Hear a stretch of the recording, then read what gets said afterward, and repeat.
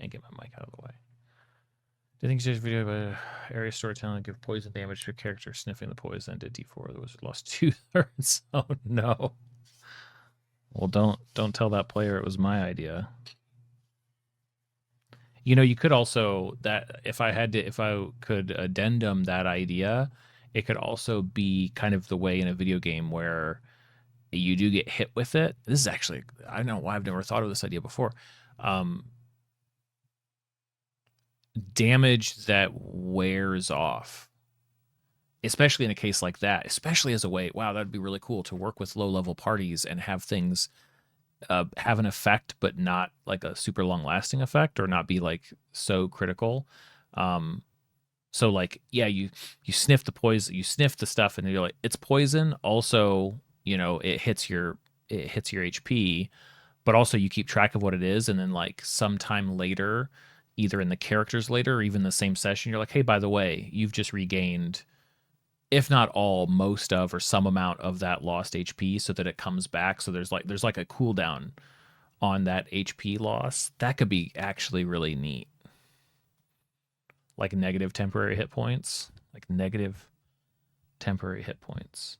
Kind of. I mean, it's almost like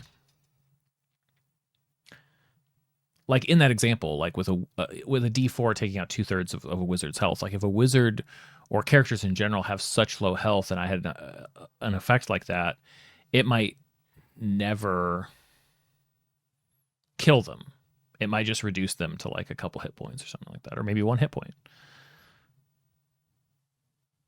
I guess that is what it is. Negative temporary hit points.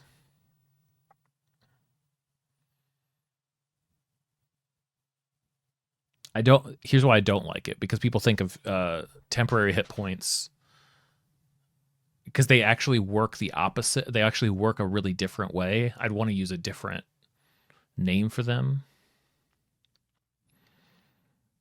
because they wouldn't function that way. Like, I don't imagine that like you could heal them, but you also don't have to. You could also just wait and sort of stay safe and, you know, move to the back of the party and hopefully nobody else hits you, because you could still die from, you know, before that cooldown has lifted. But it would be interesting to have somebody then acting differently, because they're like, ooh, well, it's another decision, right? Do I heal? Do we use magic to heal it? Like, if in 30 minutes I'm gonna be okay. But I see it'd almost be fun to make that type of effect actually based on time at the table, because who knows how long that could take in game.